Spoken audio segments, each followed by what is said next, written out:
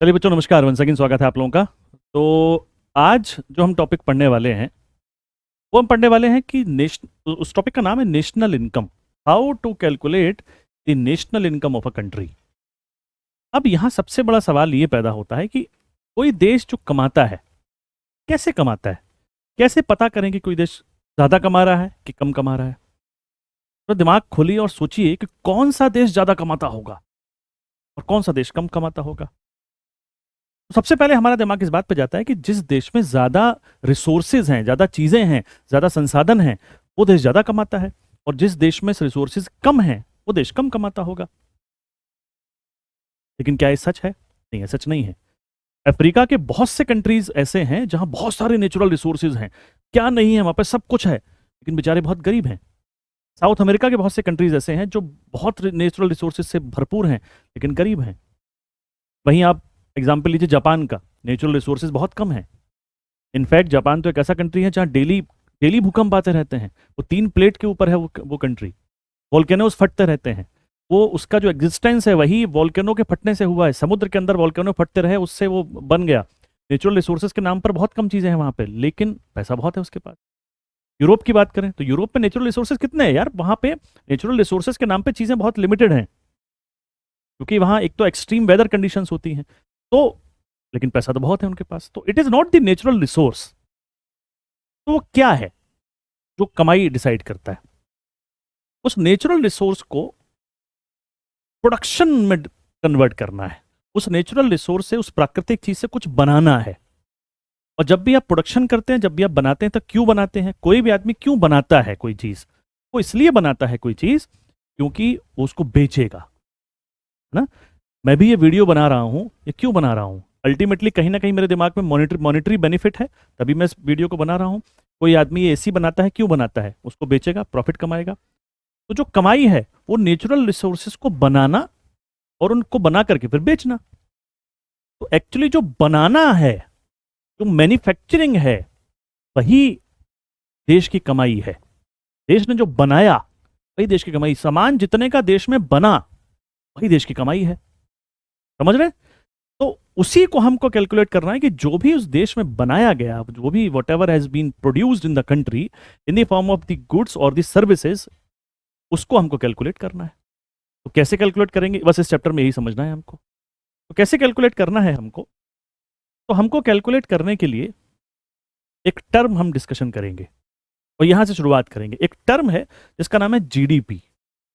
GDP.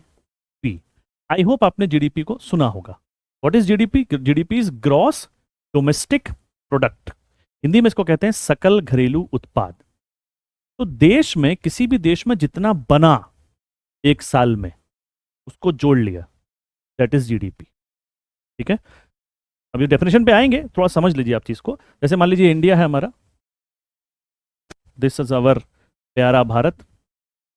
और इस India के अंदर एक ईयर में जितना कुछ चीजें बनी हैं वो जीडीपी है। अब क्या क्या बना? तो आंसर इज, जो जीडीपी के कंपोनेंट है उसको हम 3 सेक्टर्स में डिवाइड कर देते हैं, जो इसको हम सेक्टर्स ऑफ इकोनॉमी भी कहा जाता है। वो सेक्टर्स कौन कौन से होते हैं?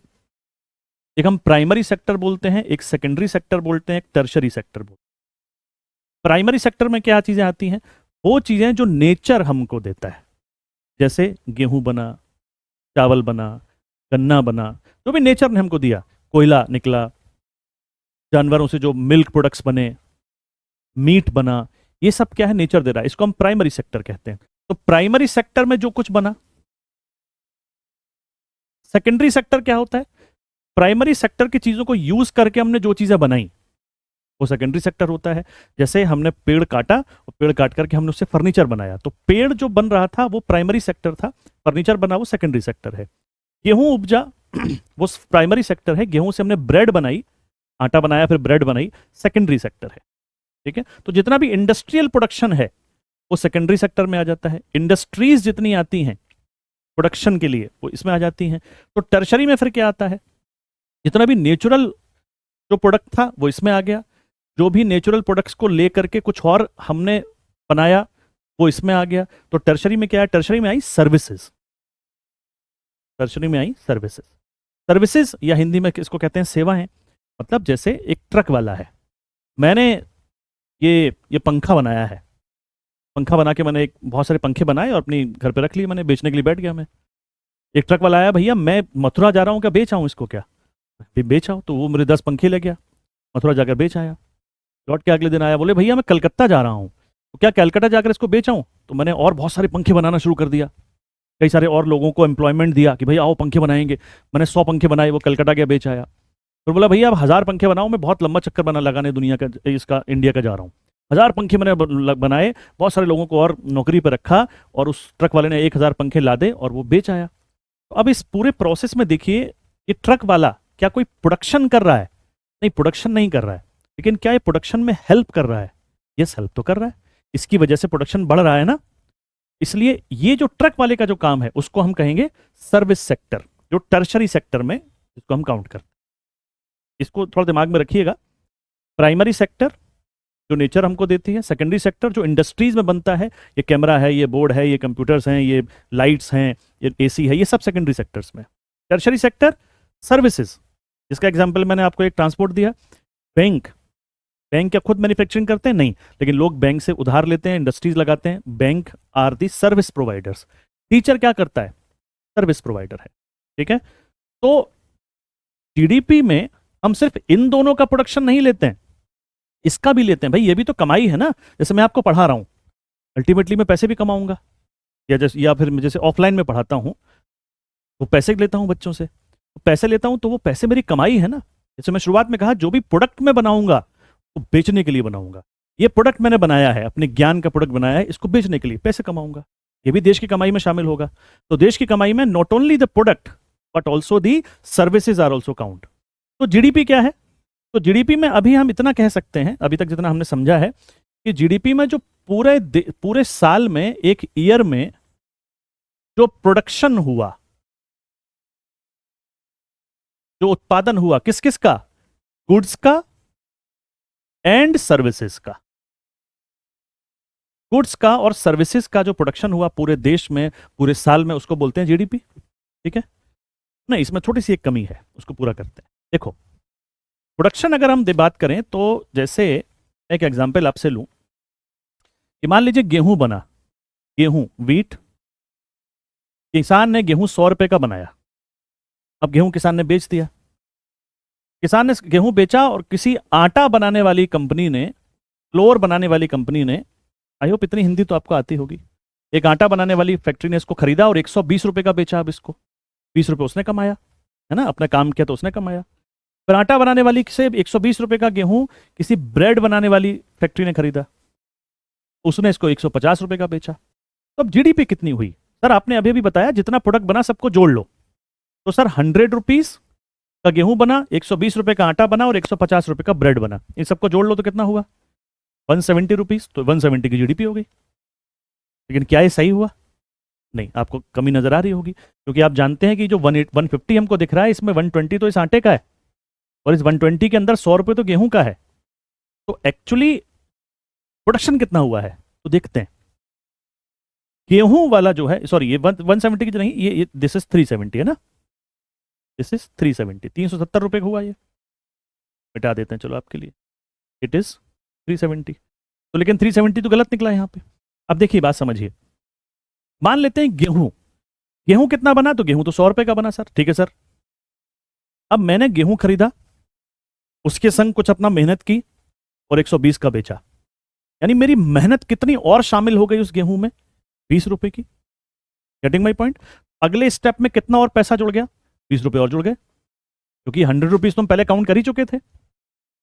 अब पता लगा एक और आदमी है, उसने 120 रुपए का आटा खरीदा, उसके अंदर अपनी मेहनत लगाई, गर्म किया, जो भी खर्च करना है वो सब किया, मेहनत लगा के 150 का बेचा, यानी अब 30 रुपए की और मेहनत जुड़ गई।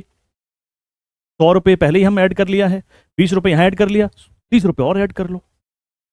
तो हर स्टेप में जितना वैल्यू ऐड हो रहा है, हर स्टेप में जितना वैल्यू ऐड हो रहा है, उसको हम जोड़ते चले गए, तो आंसर कितना आया? 150। तो जीडीपी एक्चुअली कितनी हुई यहां पे? एक्चुअली जीडीपी हुई 150। ठीक है, लेकिन अब हर स्टेप में हम ऐसे ऐड करेंगे तो ये तो फिर बड़ा लंबा कैलकुलेशन हो जाएगा। तो आसान किस क्या होगा? अब देखिए, लास्ट में ब्रेड भी तो 150 की ही मिल रही है, तो हम इसमें एक शब्द जोड़ सकते हैं इस डेफिनेशन में, खाली गुड्स एंड सर्विसेज का प्रोडक्शन नहीं, फाइनल गुड्स एंड सर्विसेज का प्रोडक्शन, अंतिम उत्पाद और वस्तुओं का वैल्यू। फाइनल मतलब जो फाइनल में बना। इस केस में आटा जो है इसको हम लोग इंटरमीडिएटरी गुड्स कहते हैं, इंटरमीडिएटरी गुड्स। गेहूं जो है वो रॉ मटेरियल हो सकता है, और ब्रेड जो है ये फाइनल प्रोडक्ट है। ठीक है, कभी कभी आटा भी फाइनल प्रोडक्ट हो सकता है, तो हमको ये देखना पड़ेगा जो फाइनल प्रोडक्ट है बस उसको काउंट करना है। सारे प्रोडक्ट को काउंट करने चले जाएंगे तो जीडीपी बहुत सारी बढ़ जाएगी, जो सही फिगर नहीं होगा, जैसे हम यहां पर देख रहे हैं। I hope I am clear with this. अभी हमने जीडीपी की बात की, मान लीजिए कि एक है आपका, दो कंपनियों की बात करते हैं जो हिंदुस्तान में प्रोडक्शन करती हैं। ये हमारा हिंदुस्तान, इंडिया।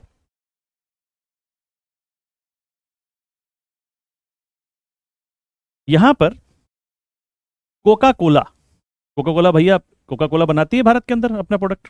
मान लेते हैं कोका कोला ने 10 करोड़ डॉलर के प्रोडक्ट भारत में बनाए। ठीक है, कोका कोला क्या इंडिया की कंपनी नहीं, इंडिया की नहीं, यूएसए की कंपनी है ये। और मान लेते हैं कि पतंजलि, पतंजलि ने अपने 10 करोड़ डॉलर के प्रोडक्ट इंडिया में बनाए। तो इंडिया के जीडीपी में क्या दोनों का कंट्रीब्यूशन माना जाएगा या सिर्फ पतंजलि का कंट्रीब्यूशन माना जाएगा? तो आंसर इज दोनों का कंट्रीब्यूशन माना जाएगा। अभी देखो डेफिनेशन में हमने क्या देखा कि देश की टेरिटरी में जो भी बन रहा है वो सब जीडीपी है, चाहे वो हम बना रहे हैं चाहे कोई और बना रहा है, देश में बना है जीडीपी। तो जीडीपी हमको हमारी कमाई कहां बता रहा है? ठीक है, प्रोडक्शन हुआ, उससे हमारे देश के लोगों को रोजगार मिला होगा, ठीक है, वो बहुत सारी उससे फायदे हुए हम लोग को, हम समझ रहे हैं, लेकिन हमारी कमाई थोड़ी है वो। हमारी कमाई क्या है? जो इंडियंस ने बनाया, तो सिर्फ भारत के लोगों ने बनाया। तो कैसे निकालें बताइए अब आप। तो हम इसमें ये काम करें कि जो टोटल जीडीपी इंडिया की आई है उसमें जो विदेशी कंपनियां जो यहां काम करती हैं, फॉरेन जो कंपनीज यहां काम करती हैं, उनके प्रोडक्शन को यहां से माइनस कर दें, है ना। तो इसके लिए एक नया टर्म हमने लिया और उस टर्म का नाम है GNP. GNP is gross national product, सकल राष्ट्रीय उत्पाद। राष्ट्रीय उत्पाद, देश के लोगों का प्रोडक्शन। तो देश के लोगों का प्रोडक्शन कैसे निकालेंगे सर? अभी अभी मैंने बताया, तो इसका एक फॉर्मूला बना सकते हैं हम लोग। तो GNP is equal to GDP minus production of, इसको मिटा देता हूं, इसको हटा देता हूं यहां से,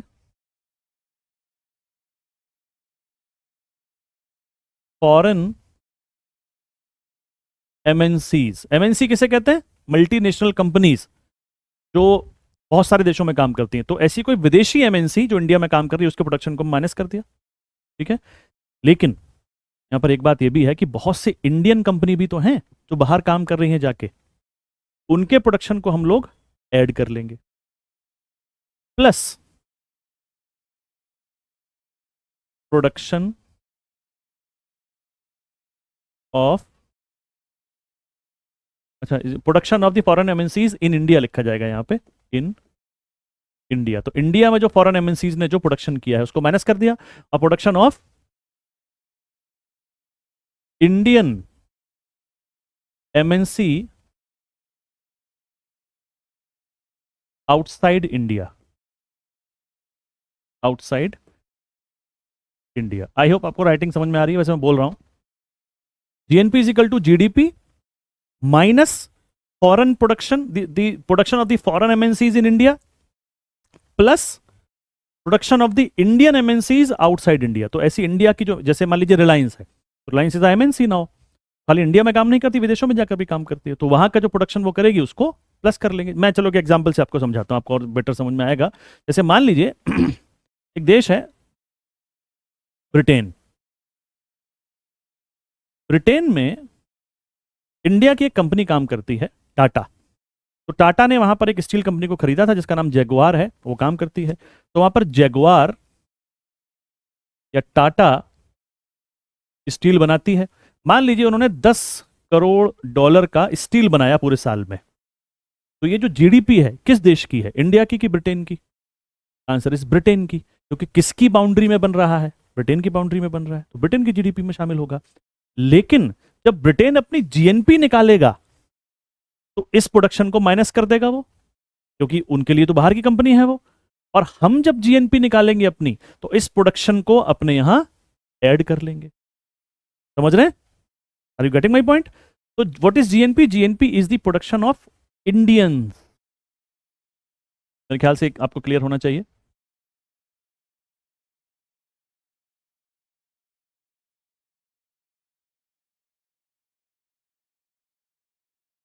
ओके, तो this is GNP. GNP is equal to GDP minus, ये आपको समझ गए। यानी कि सर अब ये तो हमारी कमाई हो गई, हमने टोटल प्रोडक्शन सर्विसेज काउंट किए, आपने कहा हमारी कमाई नहीं है, ठीक है, ठीक मान लिया। विदेशों की कमाइयां हम माइनस कर दी, अपनी कमाइयां विदेशों में लोग कमा रहे थे वो भी हमने प्लस कर दी। अब सर ये तो हमारी कमाई है, हाँ बिल्कुल हमारी कमाई है ये, इसमें लेकिन एक चीज कभी गड़बड़ है। वो गड़बड़ क्या है? देखिए हम कमाई की बात कर रहे हैं ना, इनकम की बात कर रहे हैं। इनकम क्या होता है? जैसे मान लीजिए मैं मेरी मेरी मेरी कोचिंग में साल भर में 1 करोड़ की फीस आई, तो क्या वो 1 करोड़ रुपए मेरी कमाई है? बिजली का बिल चला गया 10 लाख रुपए का, तो मेरी कमाई कितनी बची? 90 लाख रुपए बची। Getting my point? जो प्रोडक्शन जो टोटल हुआ उसमें कुछ कमी है, अभी देखते हैं। जैसे जैसे मान लीजिए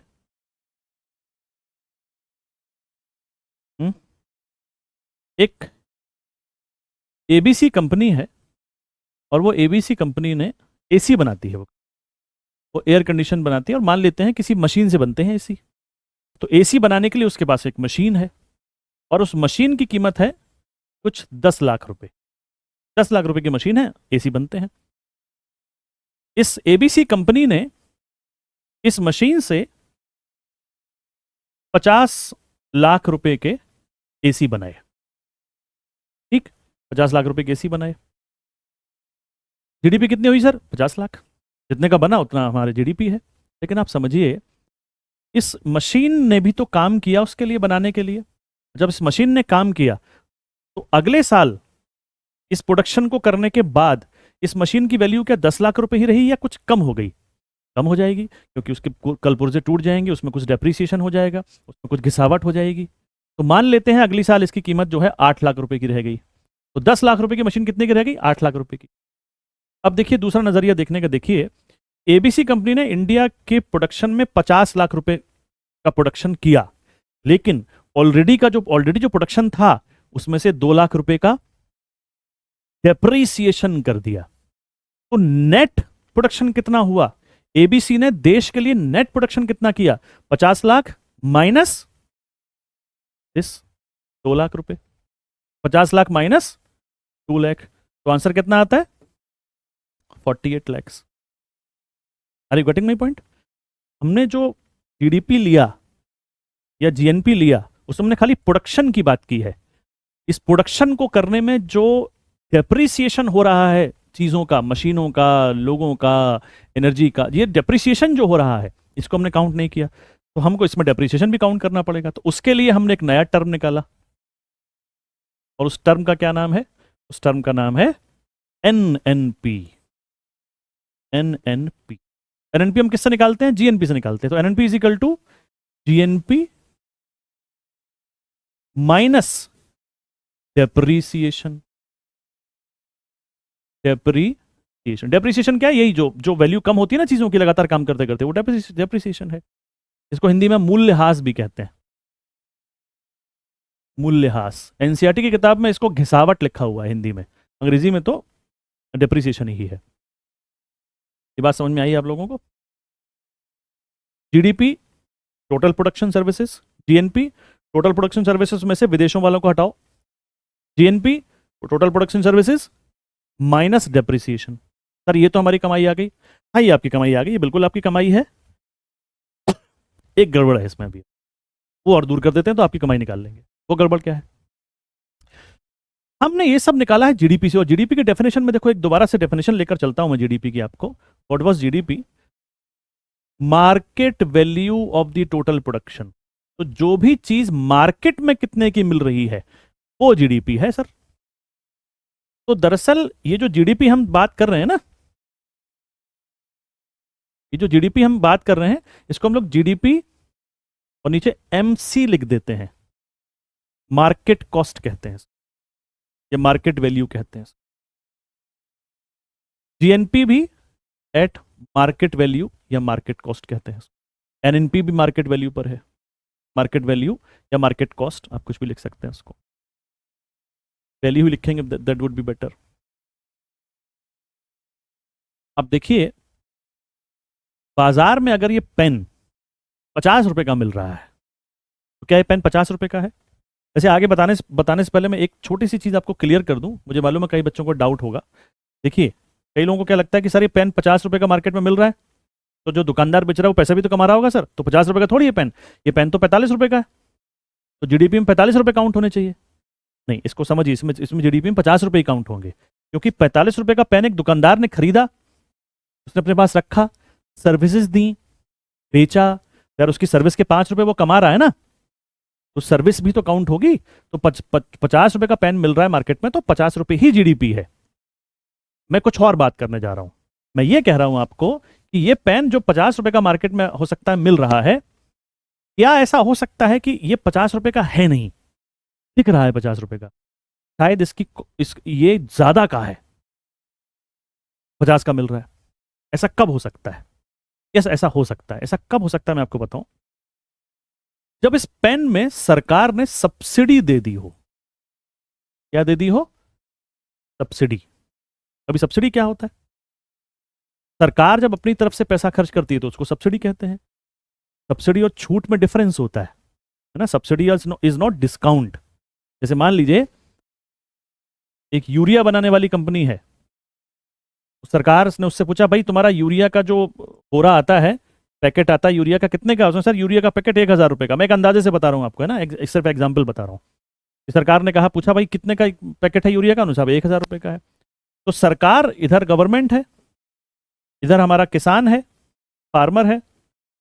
तो सरकार ने किसान यूरिया वाली कंपनी से कहा कि भाई ऐसा है, मेरे किसान को, वो बेचारा बड़ा परेशान है आजकल, उसकी इनकम डबल के मुझे करनी है, तो इसको आप 300 रुपए का दीजिए।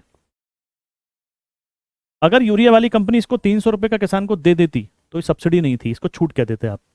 यहां पर कंपनी ने बोला, सर 1,000 रुपए से कम हमको पड़ेगा ही नहीं सर, सॉरी सर, नहीं कर पाएंगे। तो अब इस केस में क्या हुआ, सरकार ये कहेगी, ठीक है भाई, किसान से तुम 350 या 300 रुपए ही लो, बाकी कितना बचा एक पैकेट पर? 700 रुपए, वो तुम्हें सरकार देगी। समझ रहे? खर्चा हुआ लेकिन सरकार ने किया। इस केस में मैं ये कहूंगा कि सरकार ने 700 रुपए की दे दी सब्सिडी। ठीक है जी। तो मार्केट में यूरिया का जो पैकेट है वो 300 रुपए का मिल रहा है, लेकिन वो 300 का है नहीं, वो है कितने का? 1,000 रुपए का। और जीडीपी के कैलकुलेशन के हिसाब से करें तो कितने का है वो? 350 रुपए का। 300 रुपए का मार्केट में तो 300 रुपए का ही मिल रहा है, जबकि है कितने का? 1,000 रुपए का। ऐसे ही इस पेन की पे दोबारा आते हैं। एक्चुअली ये पेन 70 रुपए का था, 70 रुपीज का था। 20 रुपए की सरकार ने इस पर दे दी सब्सिडी। अब कितने का बिक रहा है? अभी बिक रहा है 50 रुपए का। लेकिन सब्सिडी दे दी तो सब्सिडी तो इसका पार्ट है ना यार, वो तो, लेकिन हमको नजर नहीं आ रहा क्योंकि मार्केट में कम का बिक रहा है। तो हमको क्या करना पड़ेगा? इस 50 रुपए में हमको क्या प्लस करना पड़ेगा? सब्सिडी प्लस करनी पड़ेगी, तभी तो एक्चुअल वैल्यू निकल कर आएगी इसकी। हम क्या करेंगे, एक नया टर्म निकालते हैं। हम इसके लिए एक नया टर्म निकालते हैं। What is that term? वो एनएनपी ही है, बट थोड़ा सा अलग नाम होगा उसका। It is NNP FC. ठीक है। देखो, मैं फिर से बता दूं, कुछ बच्चों को अगर कंफ्यूजन हो तो, ये जो जीडीपी है ना, इसको मार्केट वैल्यू या मार्केट प्राइस भी कह देते हैं। मैं मार्केट प्राइस लिख दे रहा हूं, ज्यादातर किताबों मार्केट प्राइस ही लिखा रहता है। It is market, GDP at market price, GNP eight market price, NNP eight market price. लेकिन हमने ये एनएनपी एफसी का मतलब होता है factor cost, factor cost per. Factor cost क्या होता है कि उसको बनाने में एक्चुअली जितना चीजें लगी हैं वो कितने का है। 4 फैक्टर होते हैं प्रोडक्शन के लिए, land, labour, capital and human capital. तो लैंड, ये सामान्य भाषा में आप समझिए कि जितनी लागत, जितनी की उसमें चीजें लगी हैं वो कितने का है। प्रॉफिट अगर कोई खरीद ले रहा है तो वो भी वो उसमें लगा है ना, उसकी मेहनत है, वो भी लेगा वो। तो फैक्टर कॉस्ट कैसे निकालेंगे एनएनपी को, तो NNP FC is equal to NP MP, मतलब ये वाला एनएनपी प्लस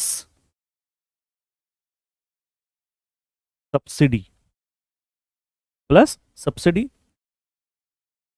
अब इसमें एक चीज और भी करनी है हम। एक्चुअली ये जो पेन आपको दिख रहा है ना, मैंने बताया ये तो 80 रुपए का पेन था, ये 70 रुपए का पेन था। दिस पेन वॉज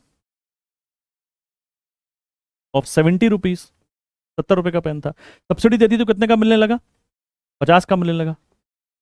लेकिन एक्चुअली ये पेन 70 रुपए का था नहीं, ये पेन तो था 65 रुपीज का। लेकिन जो आदमी इसको बना रहा था, सरकार उससे टैक्स भी लेती है। वो टैक्स जो सरकार लेती है ड्यूरिंग द प्रोडक्शन,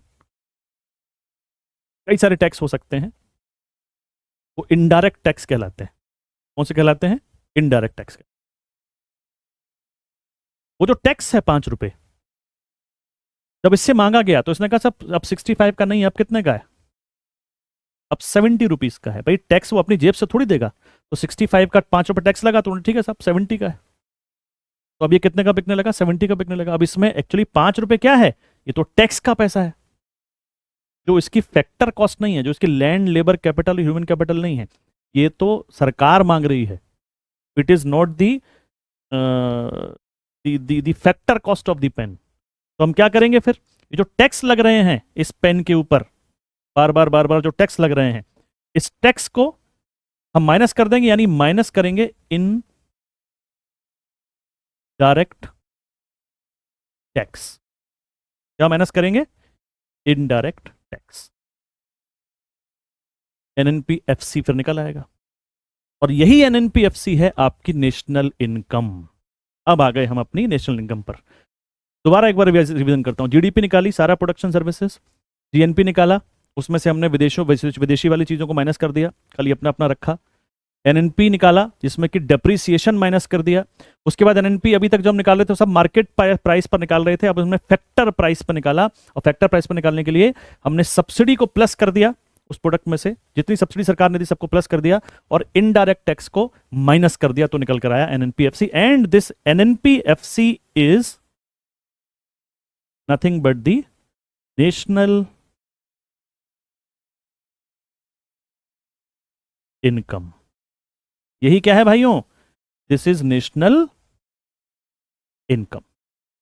अब आगे नेशनल, यहां तक I hope everything is clear. National income के हिसाब से बात करें तो यही नेशनल इनकम जो है एक छलावा है, एक भ्रम है, एक मिराज है, जो हमको ना कंफ्यूज कर देता है। नेशनल इनकम से कुछ पता नहीं चलता है।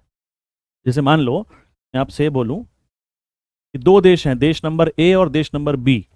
देश नंबर ए की नेशनल इनकम है 10,000 रुपए, देश नंबर बी की नेशनल इनकम है 5,000 रुपए। कौन सा देश अच्छा है, आप कहेंगे सर ए अच्छा है। लेकिन सुनिए, देश नंबर ए की जो पॉपुलेशन है वो है 10,000, और इसकी जो पॉपुलेशन है वो है 2। अब कौन सा देश अच्छा है। अब ये 10,000 रुपए 10,000 में बांट दिया गया, तो एक आदमी को कितना मिला, 1 रुपया, और यहां एक आदमी को कितना मिला, 2,500 रुपया। तो नेशनल इनकम हमको ज्यादा कुछ बता नहीं रहा, एक्चुअली बताएगा क्या, पर कैपिटा इनकम। और पर कैपिटा इनकम कैसे निकालेंगे, नेशनल इनकम में डिवाइड कर देंगे टोटल पॉपुलेशन को, तो निकल आएगा। हिंदुस्तान की नेशनल इनकम बहुत है, हमारी जीडीपी बहुत है, जीडीपी में हम 5वें नंबर के देश हैं। इस चैप्टर के लास्ट में हम जाएंगे, उन चीजों पर डिस्कशन करेंगे। जीडीपी में we are 5th in the world, लेकिन कि दुनिया के 5वें अमीर देश हैं हम। नहीं यार, ये तो कुछ गड़बड़ डेटा दिखता है हमको, क्योंकि वो यही डेटा दिख रहा है। पर कैपिटा इनकम जब हम निकालते हैं तो एकदम धड़ाम से नीचे आते हैं, बहुत नीचे आते हैं हम। वो सब लास्ट में डिस्कशन करेंगे उस डेटा पे हम। तो अभी लेकिन आपको ये जरूर समझना है कि per capita income is the main indicator of the economy of any country. Per capita income, Hindi में इसको कहते हैं प्रति व्यक्ति आय। मेरे बच्चों, प्रति व्यक्ति आय जो है पर कैपिटा इनकम में कैसे निकाली जाएगी? National income upon total population. तो इट इज नेशनल इनकम, जो कि एक्चुअली क्या थी, which was NNP-FC upon total population. अब इसमें टोटल पॉपुलेशन आती है भाई, ऐसा नहीं खाली 18 साल से ऊपर वाले आते हैं, क्योंकि जो भी एक छोटा बच्चा जो 1 महीने का है उसका भी अधिकार है ना देश पर, कमाई पे उसका भी अधिकार है। तो पर कैपिटा इनकम आपको काफी चीजें बताती है। कुछ दिन पहले मैं एनसीईआरटी किताब पढ़ रहा था, किसी किसी किसी किसी रेफरेंस में, मैंने बड़ा अच्छा उसमें ना डायग्राम देखा, मुझे पता चला कि पर कैपिटा इनकम भी सब कुछ नहीं बताती। मैं आपको थोड़ा सा वो डिस्कस करता हूँ, मुझे दिमाग में अभी आया, लेकिन ये जरूर लिख लीजिएगा पर कैपिटा इनकम कैसे निकालते हैं, और ये जरूर लिख लीजिएगा इस बात को कि per capita income shows the actual mirror of a economy. प्रति व्यक्ति आय किसी देश की अर्थव्यवस्था का सही आईना होता है, सही बताता है। लेकिन देखो पर कैपिटा इनकम में क्या समस्या है। I am a huge fan of NCERT books, आप भी पढ़ा कीजिए, बहुत अच्छी किताब है। जैसे मान लीजिए 2 कंट्रीज हैं, एक है ए एक है बी, इन दोनों में 5-5 लोग रहते हैं, 5 लोग यहां रहते हैं, 5 लोग यहां रहते हैं। तो 5 लोग हैं वो कितना कमाते हैं, तो let us take a chart. 4-5, इसमें A B C D E 4 लोग ये रहते हैं, और इसमें रहते हैं स्मॉल ए, small B, small C, D और स्मॉल ई। ठीक है, ये 4 लोग रहते हैं।